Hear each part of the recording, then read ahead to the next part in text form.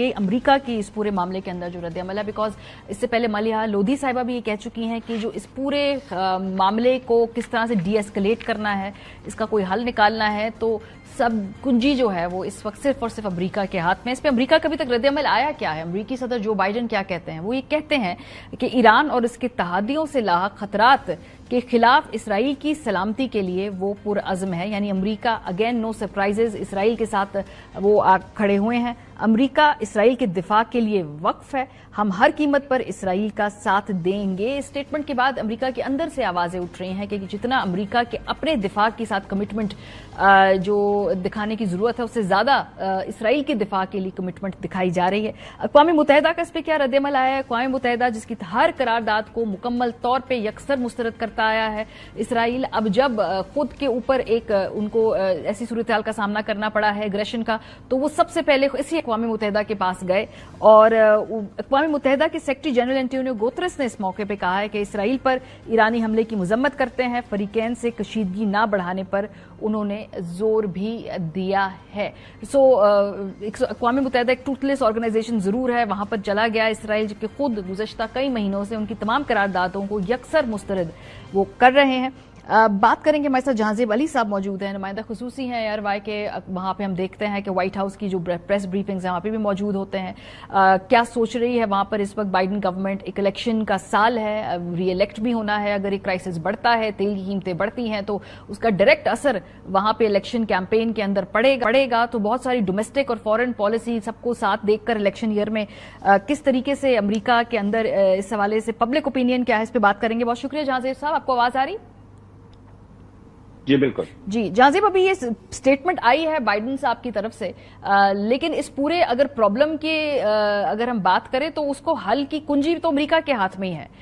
یہ سٹیٹمنٹ میں انہوں نے اسرائیل کے ساتھ کھڑے ہونے کی بات تو کی ہے، تو کیا اب آپ کو لگ رہا ہے کہ کسی فزیکلی یہ پراپر جا کر ایک دفاع کرنے کے اندر صورتحال کا تبدیل بھی ہوگا، یا یہ ایک سٹیٹمنٹ کی حد تک ہے، ایک ڈپلومیسی کے طور پہ ساتھ کھڑے ہونے کی بات کی؟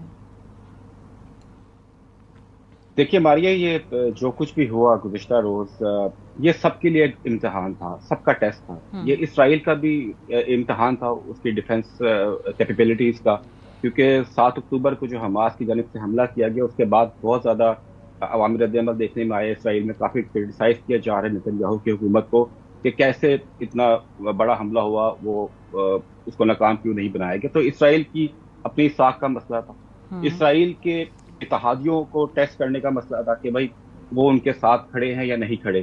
پھر ایران کی اپنی ساکھ کا مسئلہ، سب کا ایک ٹیسٹ تھا. اور یہ ایسا ہوا کہ سانپ بھی مر گیا اور لاٹھی بھی نہیں ٹوٹی.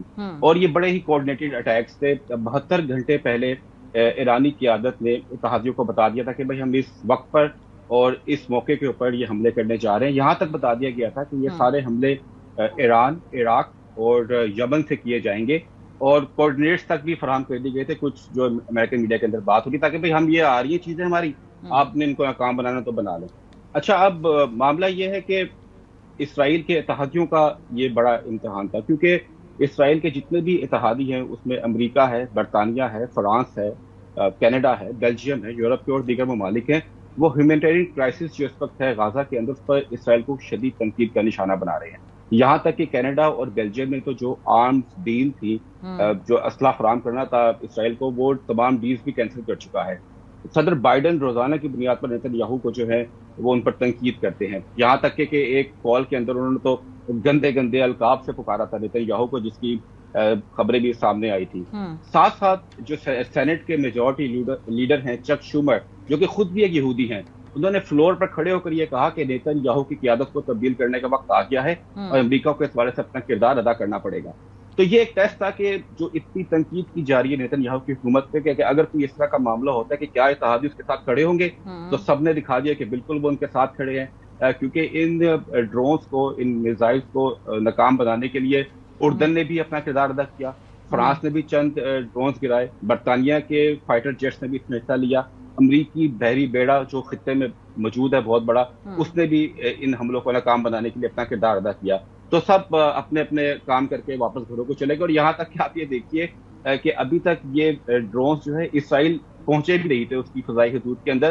اس سے پہلے ہی ایران کے جو مندوب ہیں اقوام متحدہ میں ان کا بیان آ گیا کہ بھئی دیکھیں ہم نے تو اپنا رد عمل دینا تھا, ہم نے اپنا دے دیا, اور اب اس معاملے کو اس معاملے کو آپ ختم سمجھے. کیونکہ بہت زیادہ عوامی دباؤ تھا ایران کی قیادت کے اوپر بھی کہ کوئی نہ کوئی رد عمل ضرور دینا ہے. تو سب نے اپنا اپنا جو ہے وہ کام کر دیا. اور ایک کمنٹیٹر ہے, آج فاکس نیوز میں سن رہا تھا صبح, تو اس پر تجزیہ کار ہے, وہ یہ کہہ رہے تھے کہ یہ WWE جو ریسلنگ ہوتی ہے امریکہ کے اندر, بڑا پاپولر سپورٹس ہے, یہ اس کی طرح کی ایک نورا کشتی تھی کہ ایک داؤ پیچ دکھائے, فیک قسم کے مکھیے لاتے ماری, لیکن انٹرٹینمنٹ بہت زیادہ تھی. فکس نورا کشتی. اچھا, امریکی الیکشن بھی تو ہے نا اس سال, ظاہر سی بات ہے بائیڈن کو خود اپنے ری الیکشن کے لالے پڑے ہوئے ہیں اس وقت.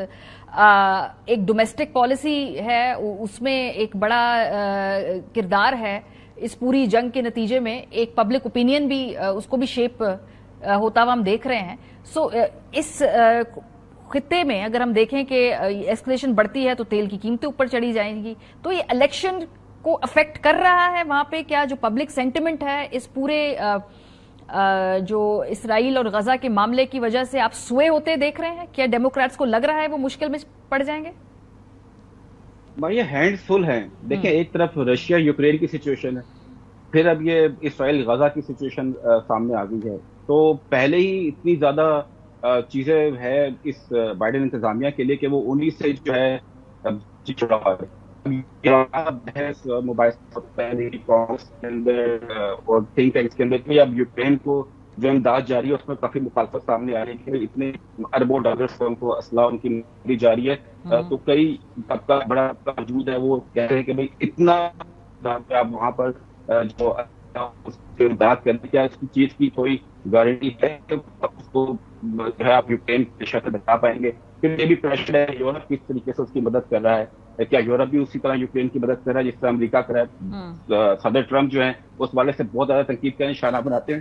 صدر ٹرمپ تو یہ کہتے ہیں, سابق صدر ٹرمپ تو یہ کہتے ہیں کہ اگر میں اقتدار میں آ گیا تو یہ روس اور یوکرین کی جنگ تو میں چند دن کے اندر ہی ختم کر دوں گا. وہ یہ بھی دعویٰ کرتے ہیں کہ اگر میں اقتدار میں آ گیا تو یہ جو کچھ بھی اس طرح کی سچویشن ہے میں اس کو بھی فوری طور پر ٹھیک کر دوں گا. تو بائیڈن انتظامیہ بہت زیادہ پریشر میں ہے, خاص طور پر جو مسلم کمیونٹی ہے یہاں پر, انہوں نے بائیڈن انتظامیہ کو شدید نقصان پہنچایا. نفرت میں بہت زیادہ اضافہ ہو رہا ہے. ہم کالجز, یونیورسٹیز, ورک پلیسز پر دیکھتے ہیں کہ یہودیوں اور مسلمانوں کے درمیان کافی ایک قسم کی جو ہے ایک ٹینشنز پائی جاتی ہیں. اور یہاں تک کہ بائیڈن انتظامیہ سیکٹری بلنکن کبھی کسی یونیورسٹی میں یا کسی ایونٹ میں کہیں جاتے ہیں, وہاں پہ نعرے لگنا شروع ہو جاتے ہیں. آپ کو پتہ ہے فری اسپیچ کا معاملہ اس ملک کے اندر تو بہت زیادہ دباؤ کے اندر ہے. اور جو بھی کچھ جو انتخابات ہوئے تھے صدارتی نامزدگی کے حوالے سے, اس میں تو 1 لاکھ مسلمانوں نے ریاست شکاگو کے وہاں پر ووٹ ہی نہیں کاسٹ کیا. انہوں نے ووٹ ہی, حالانکہ وہ سب رجسٹرڈ ڈیموکریٹس تھے, انہوں نے ووٹنگ میں حصہ ہی نہیں لیا اسی وجہ سے جو بھی اس وقت غزہ کی سچویشن ہے.